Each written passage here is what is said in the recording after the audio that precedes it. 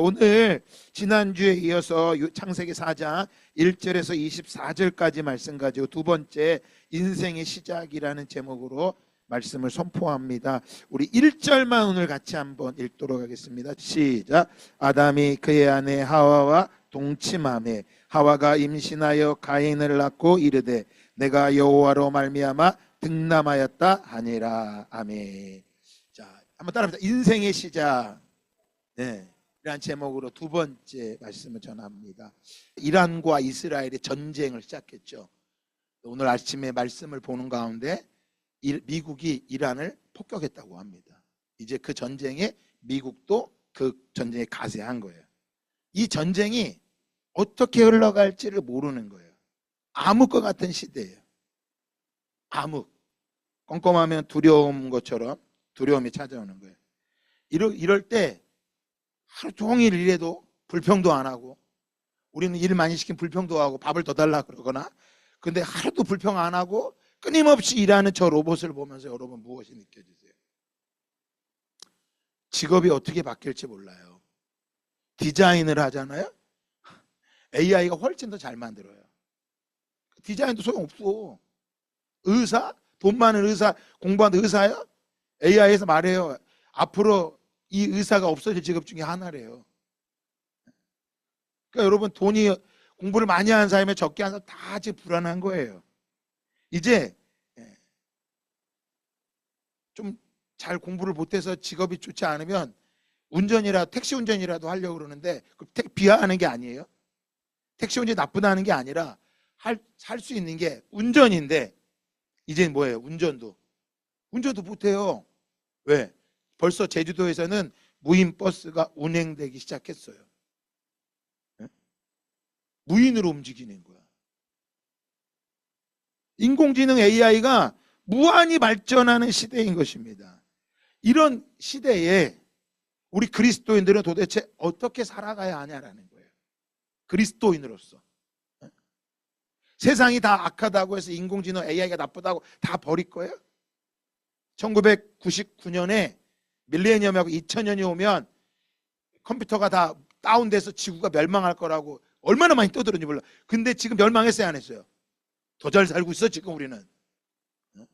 지금 AI가 오면 또 지구가 뭐 한대? 멸망할 거래. 안 멸망합니다. 하지만 주님은 오십니다. 그날을 모를 뿐이야. 그러니까 자꾸 거기에 현혹될 게 아니라는 거예요. 그리스도인 도대체 어떻게 살아야 될 거냐는.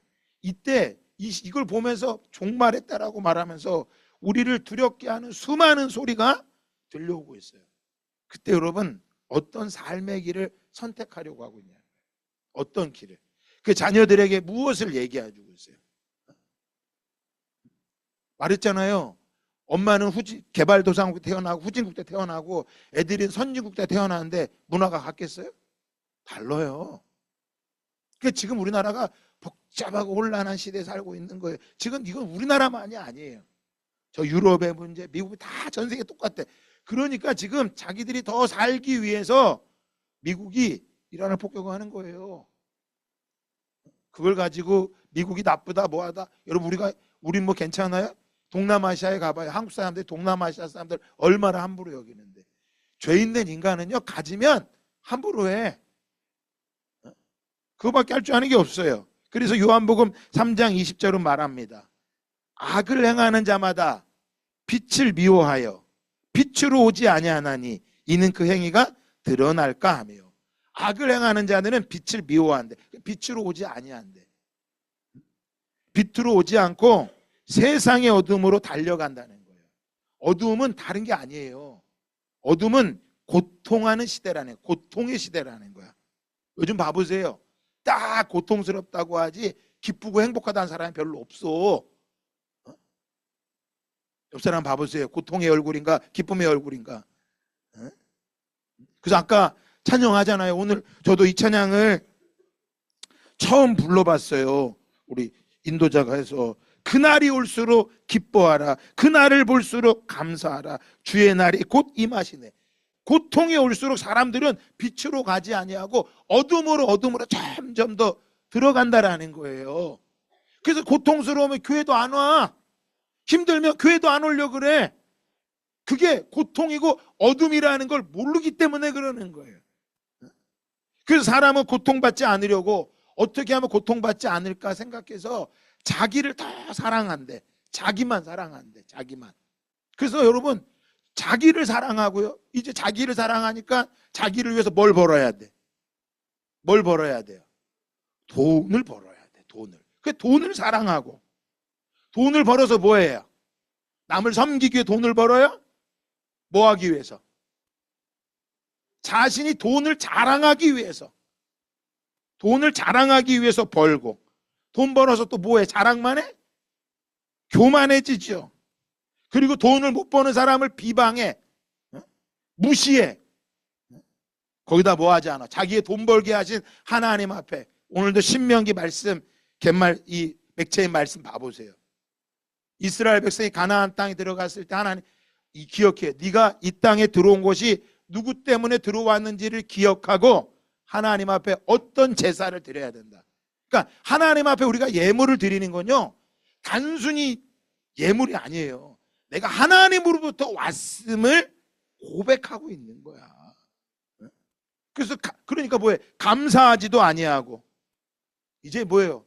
이런 것들이 없으니 거룩이라는 말을 하기가 불편해요. 죄짓지 마셔야 합니다. 거룩하게 살아야 됩니다. 이런 말하는 게 우리로 하여금 불편하게 만드는 거야. 거룩이라는 단어를 쓰면 안 돼. 그저 무슨 단어만 써야 돼? 복받고 잘되고 형통할 것입니다. 그런데 말합니다. 그날이 오면 거룩은 다 버리고 사람들이 무정하대. 무정하대. 정이 없어요. 정이. 참 인색하게 살아요. 정이 없어. 그 다음 뭐예요? 원통함을 풀지도 못한대. 원통함. 그래서 다 자기만 억울해. 억울한 사람밖에 없어. 봐보세요. 나 때문에 다른 사람을 힘들게 했습니다. 그런 사람은 찾아보기가 있어요, 없어요? 찾아볼 수가 없어. 다 억울한 사람밖에 없고 원통한 사람밖에 없고요. 그 원통함을 풀지도 못하고, 나이를 먹으면 먹을수록, 연세가 드실수록요, 원통함을 풀어야 되는데 원통함이 안 풀려. 그러니까 뭐예요? 싸나워지는 거야. 싸나워져. 억울함이 안 풀리면 여러분 싸나워집니다. 그 해결할 길이 없는 거야. 그리고 뭐예요? 젊은 친구들은 쾌락을 사랑하고, 교회는 다니지만 경건의 모양은 있지만 경건의 능력은 부인하니. 이게 마지막 때 모습이야. 그래서 말하는 거예요. 악을 행하는 자마다 빛을 미워해서 빛으로 오지 아니한다는 거야. 그럼 누가 빛인 거예요? 내가 지금 착하게 사느냐 그걸 묻는 게 아니야. 성경에서 의인은요, 착하게 살고 죄를 안 짓는 사람이 의인이 아니에요. 누가 의인이냐? 빛으로 가까이 가는 사람이 의인인 거야.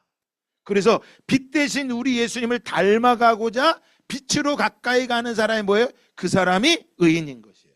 그래서 믿음이라고 하는 것은요, 어떤 감정이나 느낌이 아니에요.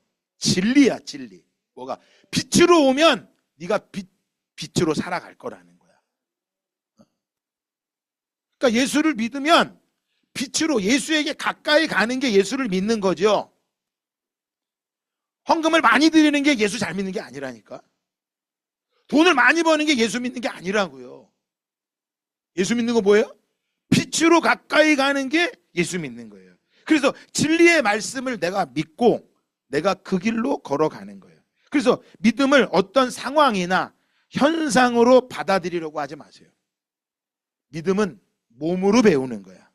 신앙은요, 몸으로 배우는 거예요. 머리로, 입으로 배우는 게 아니에요. 몸으로 배우는 것이 다 진짜예요. 나머지는 사실은 가짜야. 하는 것처럼 보일 뿐이야. 진짜는 몸으로 배워야 돼. 그래서 나의 어떤 상황과 어떤 모습과 상관이 없어. 하나님이 말씀하신 그 말씀의 언약을 믿는 거야. 그래서 진리를 따라합시다. 몸으로 배워야 한다. 진리를 뭘로 배운다고요? 몸으로 배우는 거예요. 감정과 느낌은요, 얼마든지 변해요. 그래서 부부가 어디로 가까이 가는 거예요? 빛으로. 그게 교회로 오는 거예요. 빛으로 가라니까 맨 돈 벌러만 돌아다니면 그건 어둠이야. 속지 마셔야 돼요. 아니 돈도 벌어야죠. 하지만 그 돈의 목적이 빛된 삶을 살아가야 되는 거예요. 그래서 자신의 욕망을 따라 흘러가는 거는 그 믿음이 아니에요. 여러분 제가 지난주 잠깐 말씀드렸는데 지금이 우리나라에요 무속인들이 타로 점 보는 사람들이 100만 명이 있대. 100만 명. 점 치는 사람, 점 보러 사는 사람들이. 공식적으로 협회에 가입된 사람이 30만 명. 무당 그런 사람들이. 비공식적으로는 약 50만, 70만이래. 왜 이렇게 사람들이 많겠어요? 사람들이 너무 고통스러운 거야. 두려운 게 너무 많아요. 신비로운 걸 답을 찾고 싶은 거예요. 답을. 근데 교회에 오면 답을 줘요, 안 줘요? 안 줘. 진리가 있다. 거룩해야 된다. 이러니까 갈수록 교회가 인기가 없어. 근데 우리나라도 옛날에 이랬어. 저도 80년도에 교회에서 은혜 많이 받았거든요. 그때요. 지금도 기억나. 양평의 실로암 수양관이 우리 교회 수양관이 거기에요. 텐트 쳐놓고 3박 4일을 예배드리면서 해도 누구 하나 불평하는 사람이 없었어. 당연한 거야. 근데 지금은 안 그래요. 왜? 신앙을 자기의 욕망을 따라하기 때문인 거예요. 내 문제를 해결하기 위해서 나오는 거야. 보세요. 저 파키스탄 일도 못해서 새끼도 힘들고 거기다 여기서 예수 믿다가 이따 전화하겠지만 환난을 당해요. 갑자기 이 무슬림이 와서 폭탄을 던져. 그리고 다 죽어. 그럼 여러분 여기에 지금 누가 와서 폭탄 던지면 남아있을 사람이 있겠어 없겠어? 그 코로나 때 얼마나 많이 날아갔어. 교회들 목사님 만나면요 코로나 때 교인들이 나가서 지금도 안 돌아오고 있대.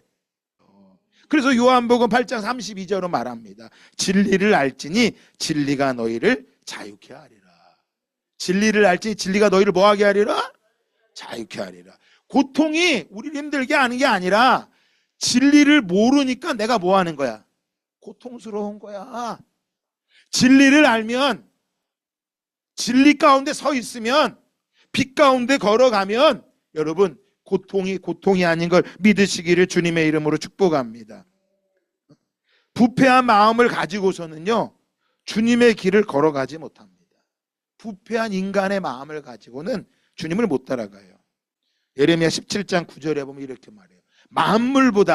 모든 만물보다 거짓되고 심히 부패한 것은 뭐래요? 마음이래. 마음. 여러분 이 말씀이 맞아요 틀려요? 맞아. 뭘 보면 아느냐? 저를 보면 알 수 있어. 저를 보면. 왜? 야, 내 마음이 진짜 부패했구나. 내 마음을 보면 알아. 제 마음을 보면 알아. 여러분 마음이 아니라 제 마음. 어떻게 아느냐? 진리로 바라보는 게 아니라 부패된 마음이라 괜히 불평거리만 찾는 거야. 원망거리만 찾는 거야. 그래서 부패한 마음을 아무도 몰라. 그나마 저는 내 마음이 부패했다고 말이라도 하지. 여러분 보고 여러분 참 부패했네요. 뻔뻔하게 어떻게 이걸 봅니까? 헌금도 안 되고 이렇게 하면 또 삐지는 사람이 있을 거야. 지금 헌금하라는 소리가 아니에요. 부패한 내 마음을 한번 보자라는 거야. 부패한 내 마음을, 이 마음이 얼마나 부패되어 있는지 아내랑 한 집에 살아가는 섬기는 아내가 귀찮은 거야. 자녀도 똑같아요. 부패한 마음은 이걸 몰라. 이걸 빛으로 가야지나 이걸 깨닫는 거야. 제가 이걸 내가 부패하다는 건요 뭐 때문에 알아? 내가 원래 괜찮은 사람이 아니에요. 빛 대신 주님 앞에 가니까 주님이 내 마음을 비춰주신 거야. 네가 얼마나 원통함을 풀지 않고 쾌락을 사랑하고 사나운지, 네가 얼마나 사나운 사람인지, 네가 얼마나 완악한 사람인지. 그래서 신명기의 말씀에 보면 나와요. 너희가 얼마나 머리가 녹과 같대. 비유를 녹과 같대. 그러니까 해결이 안 되는 거예요. 여러분 내 마음이 부패하다는 것만 깨달아도요 이 사람은 가능성이 있어요. 그러니까 늘 어둠 가운데 있으니까 자기를 사랑하니까 오로지 내가 고통을 안 받으려고만 하는 거야. 경건의 모양은 있을 수 있지만요, 능력은 하나 없어요. 예수를 30년 믿어도 누구한테 예수 믿자고 말 한마디 못하고, 누가 날 보고 아유 당신을 보니 예수를 믿고 싶습니다, 남편이 교회는 안 나와도 야 우리 아내는 진짜야 예수 믿는 거, 우리 딸 우리 아들은 예수 믿는 진짜야. 여러분 이게 부패한 것을 깨달을 때 가능한 거야. 다음 10절도 말합니다. 그래서 하나님은 부패한 우리 마음을 하나님 어떻게 해요? 10절에 보면 나 여호와는 심장을 살피며 마음을 살피며 폐부를 시험하고 각각 그 행위와 그 행실대로 보응하나니. 여러분 하나님이 뭘 살피신다고요? 마음을 살피신대. 마음을 보시고 계시다는 거예요. 그래서 폐부를 진짜인지 아닌지 우리의 이 육체를 시험하고 그 행위와 그 행신대로 따라합시다. 갚아주신다. 네. 여러분 고통의 시대가 오잖아요. 하나님이 갚아주시는 걸 믿어야 섬길 수가 있어요. 사랑할 수가 있어요. 그렇지 않으면 매일 움켜만 지고 살아. 왜? 고통스러우니까 안 죽으려고. 저는요 우리 등대교회 좀 우리 교회는 부자 한 명만 있어도 교회 다 운영됩니다. 이거요 우리가 지금 이거 악기하기로 했잖아요. 뒤에 우리 지금 다음 세대 라면을 좀 섬기고 좀 해야 되는데 하자고 그랬잖아요. 여러분 돈 많은 사람 한 명만 있으면 다 해결되는 거예요. 굳이 다 안 해도 돼. 그리고 우리가 선교 간다 그러면 돈 많은 사람이 한 명이 다 하면 돼. 그 기도하세요. 다음 세대가 부자 되게 해달라고. 종말의 때는요 공동체가 살아야 돼요. 왜? 다 로봇가 할 텐데 인정 못 받는다니까. 사람이 아니에요. 그래서 점점 비참해지는 거예요. 점점 가치가 없어지는 거야. 그래서 하나님이 우리의 마음을 살피고 시험하신대. 그래서 하나님은 중심을 보시고 내가 무엇을 따라가고 무엇을 바라보는지를 알고 계셔요. 그래서 이 마음이 부패한 사람은 내가 손해가 될까 봐, 내가 잃어버릴까 봐 두려워하는 사람, 염려 근심하는 사람, 자신의 뜻만을 찾는 사람은요 절대 손해 안 보고 살아가겠다는 사람은요 주님 못 따라갑니다. 손해 봐야 돼요. 옆 사람하고 인사합시다. 손해 봐야 합니다. 뭐 봐야 된다고요? 그래서 손해 보는 거 우리 식당에 붙여놓잖아. 손해 보고 삽시다. 큰 글자 두 글자 써놨잖아. 뭐라고 썼어요? 헌신 써 있는 거야. 이게 다르게 말하면 손해 보고 살자는 거야. 그 우리 교회 목사님들이 오실 때마다 놀래. 저 왜 글자가 크냐고. 저 글자 저렇게 썼냐고. 이게 오면 다 헌신해야 될 것 같다고. 우리는 하도 헌신을 안 하니까 저거 써붙여 놓은 거야. 절대 손해 안 보고 살겠다는 거야. 어떤 청년이 난 상담이 와. 교회 생활이 너무 힘들대. 원래 힘든 거야 교회 생활은. 헌신해야 되니까. 엄마가요 엄마 역할을 하면 하나도 안 힘들어. 근데 엄마가 싫어. 그래 엄마가 머리에 뿔 나잖아요. 그럼 그때부터 힘들어지는 거야.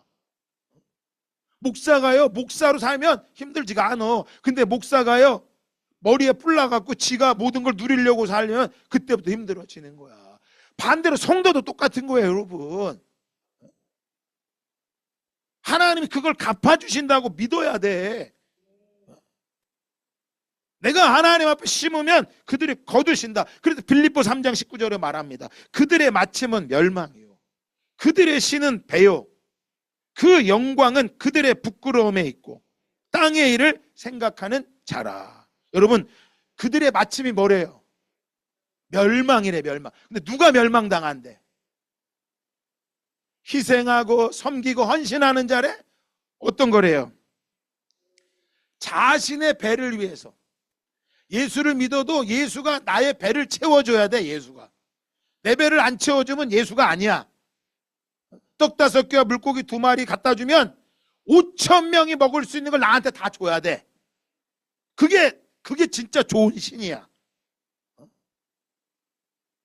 근데 그들의 마침은 어디에 있대요? 땅의 일을 생각하는 자래.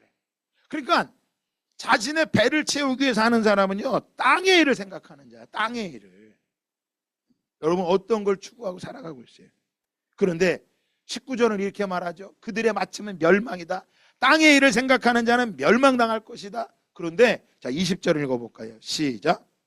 그러나 우리의 시민권은 하늘에 있는지라 거기로부터 구원하는 자 곧 주 예수 그리스도를 기다리노니. 우리의 시민권이 어디에 있다고요? 하늘에 있다는 거예요. 그러니까 하늘에 있으니까 인생을 대충 살라라고 말하는 게 아니에요. 하늘의 시민권자답게 살아가라는 거야. 대한민국의 시민은 반드시 뭘 내야 돼요? 의무가 있어. 납세의 의무가 있어. 국방의 의무가 있단 말이에요. 의무가 있다니까. 그런데 저 외국인 노동자들은요, 그거 안 해도 돼. 국방 의무 안 해도 돼. 국방 군대 가기 싫어서 외국인 노동자로 사는 게 낫겠어요? 군대를 가도 대한민국 시민이라는 거를 여권을 들고 대한민국에서 못 느껴. 여권을 들고 해외를 나가보면 대한민국 사람이 얼마나 괜찮은 사람인지 알게 돼. 똑같아요, 여러분. 저 파키스탄 사람들은 대한민국에 못 들어와요. 이번에도 글로벌 얼라이언스 하는데 3명 들어왔대. 파키스탄 목사님 중에서 못 들어와. 안 받아줘. 왜? 들어왔다가 대한민국에 주저앉을까 봐 안 받아주는 거야. 근데 대한민국 사람이 여권을 들고 파키스탄 가잖아요. 와, 신이야, 신. 다 멋져 보여. 여러분, 이 삶이 우리의 현실에서 뭐 해야 돼? 내가 하늘의 시민권자로서 나를 보면 모든 사람들이 뭐 해야 돼? 내가 하늘의 시민권을 가진 자로 모든 사람들이 나를 보면 뭐 해야 돼? 부러워해야 돼. 근데 부러워해 안 해? 안 해. 그러니까 나도 나를 뭐처럼 여겨. 우습게 여기는 거야. 우스운 거야. 내가 교회 권사입니다. 그러면 국가에서 뭐 자동차를 한 대씩 줘봐. 그러면 다 권사할 거 아니야. 근데 권사입니다. 그러면 헌신을 더 많이 하니 귀찮아서 안 해. 학교에서 나 교회 다닙니다. 그러면 선생님이 야, 너 귀하다. 야, 너 귀하다. 내가 너한테 더 특별히 사랑한다. 이래요? 야, 시험 기간인데 주일날은 시험 기간 좀 빠져. 야, 교회 좀 빠져야 되는 거 아니야? 이러고 가르친다니까. 그러니까 내가 시민권이 하늘에 있던들 좋아. 별로 자랑스러워 안 자랑스러워? 안 자랑스러운 거야. 여러분, 이걸 안 자랑스럽게 여긴 걸 뭐라고 하느냐? 로마서 8장 6절로 말하는 거예요. 육의 생각은 사망이다. 네가 그렇게 생각하면 넌 사망의 사람이다. 네 신은 여전히 배다. 그런데 영의 생각은 뭐다? 생명과 평안이니라. 그러니까 세상이 나를 우습게 여겨도 나는 어떻게 여겨야 돼? 자랑스럽게, 할렐루야, 당당하게. 예? 그렇게 여기실 수 있으세요? 여기실 수 있으세요? 목사님 힘들어 죽겠는데 뭐가 당당해요? 넌 당신은 아직도 여전히 육신의 생각을 가르치고 있군요. 그러면 육신의 생각이 얼마나 무서우냐? 7절 다 같이 한번 읽어봅시다. 시작. 자, 뭐래? 육신의 생각은 뭐가 된대? 자, 사람과 원수가 되는 게 나야? 하나님과 원수가 되는 게 나? 차라리 사람과 원수 되는 게 나. 육신의 생각은 하나님과 원수가 되나니 이는, 다음에 시작.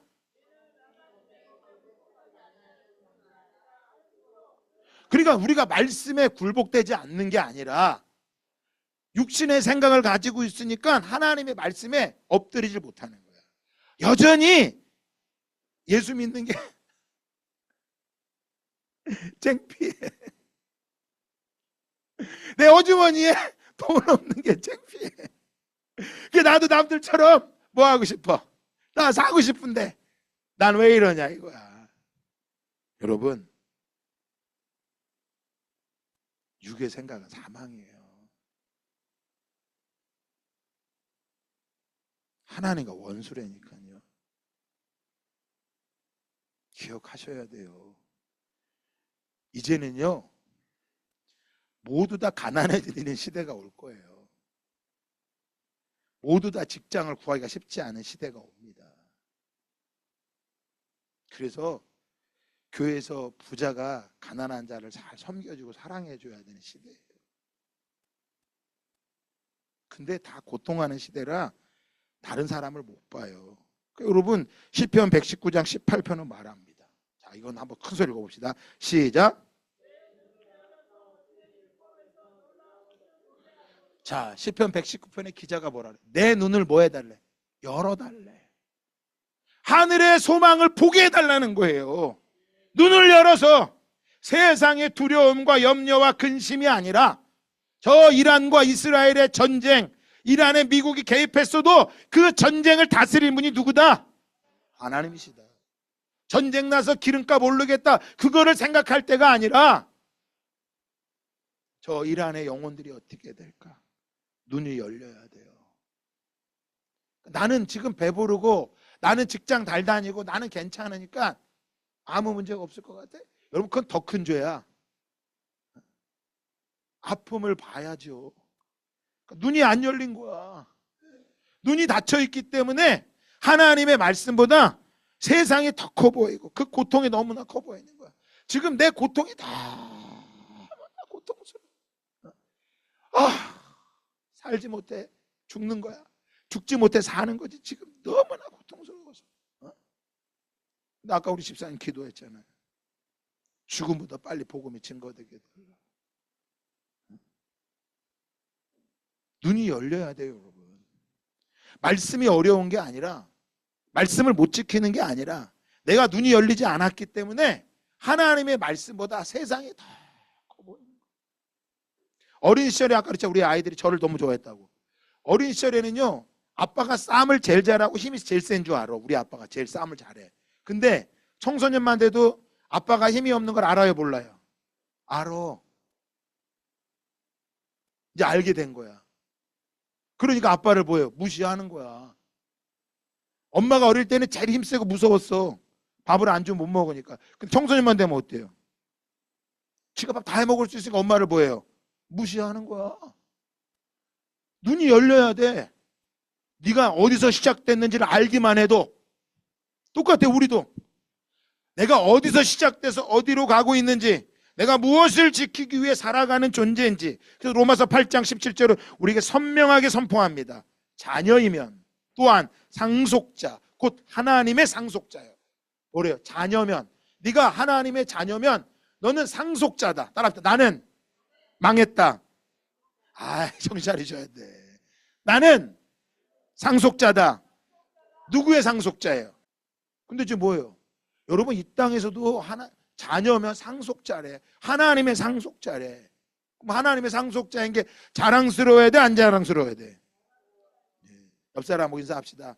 자랑스러운 사람입니다. 상관없어. 지금 상속자를 세금 많이 내서 기분 나빠도 상속자는 상속자야. 네가 상속자라는 거야. 하나님의 상속자예요. 자, 그러면 여기까지의 말씀이 딱 끝났다면 우리는 할렐루야 그리고 살아야도 돼. 그런데 그 다음에 나오는 게 뭐예요? 그리스도와 함께한 상속자니. 누구와 함께 했대요? 그리스도와 함께한 상속자래. 자, 그러면 그 다음에 이제 여기까지도 끝났으면 아싸 그래도 돼. 근데 그 다음에 뭐라고? 다 같이 읽어봅시다. 시작.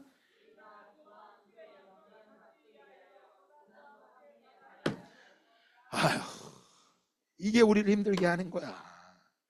네가 상속자면 너는 뭣도 같이 받아야 된다.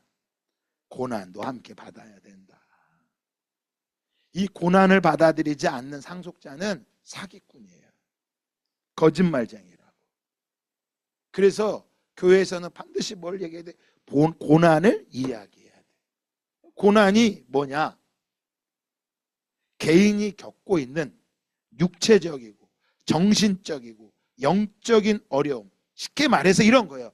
병 걸리거나 가난하거나 인간관계의 아픔을 겪거나 마음의 상처를 가지고 살아가는 걸 고난이라고 하는 거야. 그럼 우리 중에 나는 목사님 고난이 없습니다 하는 분 손 들어보세요. 한 분도 없어. 다 고난 있어. 저한테도 물어요. 제가 고난이에요. 저도 50년 넘게 50년 넘게 살았으니 고난이 많을까요, 적을까요? 저도 있을 만큼 있어요.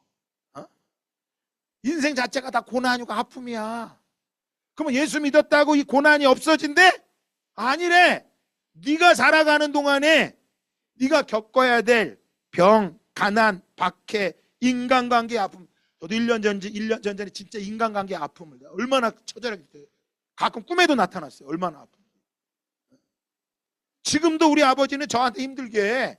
우리 아버지가 나를 힘들게 하는 건 내가 아버지를 힘든 건 잘 모르겠지만 분명한 건 내가 힘들어. 내가 경로당에 가서 어르신한테 얘기 막 해요. 그 어르신들이 막 왜 목사님한테 이렇게 얘기해? 막 그래. 우리 아버지 오십 우리 어르신 혼날지도 몰라. 목사님한테 함부로 한다고. 어? 근데 우리 아버지한테 물어보세요. 나 낳고 얼마나 고난이 많으셨는데 이분이. 내가 가끔 우리 아버지 생각하면 불쌍해 죽겠어. 그 언제 느끼느냐? 이선우이가 저를 아프게 할 때 우리 아버지 생각이 많이 나요. 그래서 나는 쟤보다 더한 놈인데 마음이 부패한 걸 내가 깨달으니까 나는 거지. 모르면 지금도 억울한 삶일 거야. 여러분, 그럼 고난을 우리가 어떻게 받아야 돼? 고난 속에 있을 때 이것을 하나님의 연단으로 받아들여야 돼. 내가 하나님이 나를 하늘의 상속자로, 하늘의 시민권자로 삼으시고 계신 것을 뭐 해야 돼? 약속을 믿고 나가야 되는 거야. 그래야 이것이 내가 넉넉히 살아갈 수 있는 거지. 이거 없잖아요? 예수 믿어도요 고달픕니다. 맨날 억울해. 기도를 해도요 맨날 억울한 기도만 해. 도대체 언제? 왜? 그래서 나온 찬양했어요. 왜 나만 겪는 고난이냐고. 슬퍼하지 말아요. 고난의 뒤편에 주님이 하실 일을, 그 일이 있다는 거야. 그 뒤편에 주님이 하실 일이 있다 없다? 있다. 여러분, 이걸 고난이라고 하는 거야. 이 고난은 인생을 살아가면 예외가 아무도 없어. 이 중에서 제일 어린 애가 우리 태연이거든요. 우리 이숙자 권사님 손녀잖아. 우리 권사님이 눈을 못 감는 이유가 뭔지 아세요? 얘 때문이야. 어떤 마음? 얘가 앞으로 당할 고난을 생각하면 권사님 눈이 안 감길 거야. 근데 아무리 눈을 못 감아도 태연이의 인생 가운데 고난이 있을까요, 없을까요? 있어. 없을 수가 없어. 근데 그 고난이 올 때 우리 태연이가 뭘 보면 돼요? 할머니의 믿음. 할머니가 그 모든 고난을 이기시고 하나님의 상속자로 그 영광을 얻기를 달려갔던 그 모습을 보면 우리 태연이도 뭐예요? 그것들을 넉넉히 감당할 수 있는 거야. 이것을. 그래서 고난받는 부모 있을수록요 원망하고 불평하면 안 됩니다. 고난받을수록 원망하고 불평하는 것은 여전히 자기를 사랑하고 있는 거야.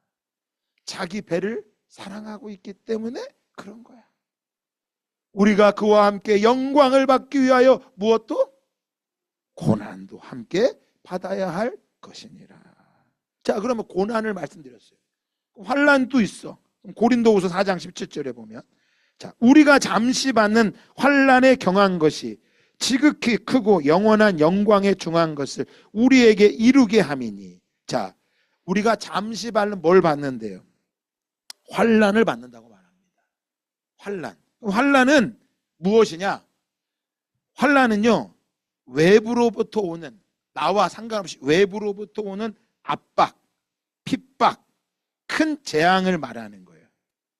그럼 우리나라는 지금 저 이란의 그리스도인들은 고난도 받고 있고 뭣도 받고 있는 거야? 환난도 받고 있는 거야. 저 파키스탄에 있는 성도들은 개인적인 고난도 받고 뭣도 받고 있어? 환난도 받고 있어.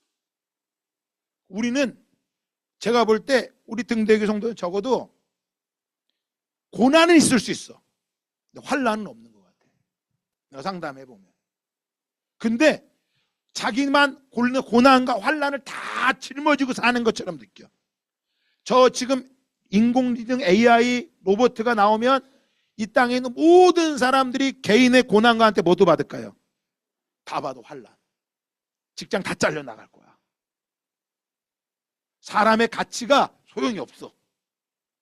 세상에 텔레그램을 만든 사장이요, 재산이 20조가 넘는데 세상에 자기가 씨를 줬대.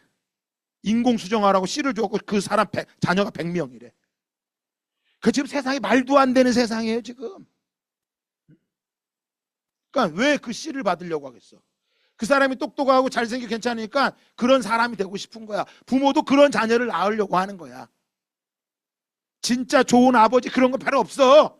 오로지 뭐야? 돈 많고 잘생기고 능력 있는 아들을 얻고 싶은 거야. 이게 환난이라고요, 여러분. 고난과 환난을 좀 구분할 줄 알아야 돼. 고난을 통해서는 우리를 연단하셔서 하나님 앞에 그 속에서 하나님의 거룩함을, 하나님의 상속자로 삼으려고 한다면, 환난이 닥칠 때는요 무엇을 기억해야 되냐? 세상의 미혹보다 주님께 정말 붙어 있어야 돼. 그 아까 이 파키스탄 사람들이 왜 저렇게 모여 있느냐? 환난이 있으니까 하나님께 붙어 있기를 원하는 거야. 환난이 있어요. 그래서 자, 그럼 이 환난 어떻게 이길까요? 18절 우리에게 말하고 있어요. 큰 소리로 읽어봅시다. 시작. 자, 우리가 뭐 한대? 여러분 뭘 주목해야 되는지 보세요. 여러분 뭘 주목해야 돼? 시작.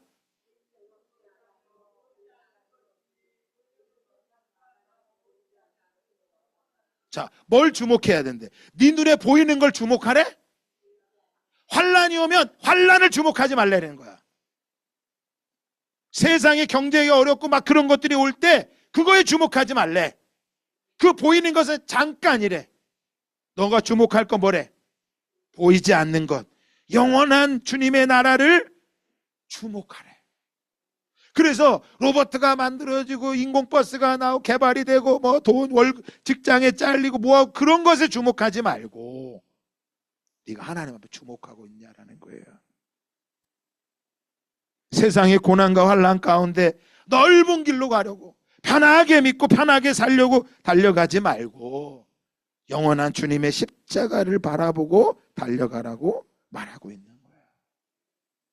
사랑하는 성도 여러분, 이 땅에 살아가는 동안 고난과 환난은 멈추지 않습니다. 이거를 피하기 위해, 없애기 위해 애쓰는 것이 아니라 마지막 고린도후서 4장 10절 말씀 읽고 마치도록 합시다. 시작.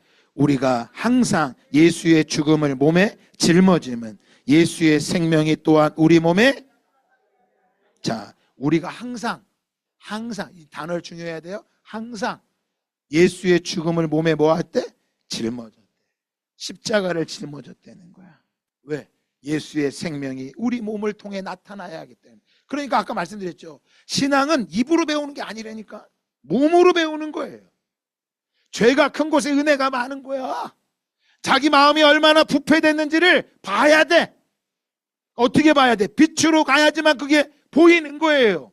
빛으로 가지 않으면 그 부패한 마음이 보이지 않고 매일 억울하고 힘든 내 마음밖에 없는 거야. 예수의 생명이 내 몸을 통해 나타나야 돼.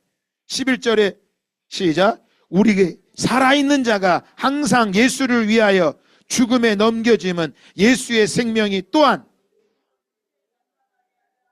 우리 죽을 육체에 뭐하게 한다? 나타나게 하렵니다. 썩고 쇠하고 없어지는 세상에서, 썩고 쇠하고 없어지는 세상에서 내 생명이 예수와 함께 이 육체 가운데, 썩고 쇠하고 없어지는 이 땅 가운데 영원한 것을 주목하고 영원한 것을 바라보며 그 생명이 우리 가운데 나타나기를 소망하는 인생의 시작을 걸어가는 저와 여러분 다 되시기를 예수 그리스도의 이름으로 축복합니다. 그 시작이 우리 주님, 빛 대신 주님 앞에 가까이 가는 거예요. 세상이 나를 힘들게 하는 게 아니에요. 세상은 하나님과 반대로 가게 됩니다. 그래서 반대되는 세상 속에서 빛으로 더 가까이 가셔야 돼요. 그래서 히브리서 10장은 우리에게 말합니다. 모이기를 패하는 어떤 사람의 습관처럼 하지 말고 모이기를 힘써라. 그거는요, 예배하라고 하는 게 아니라 네가 힘들수록 모여야 네가 산다는 거야.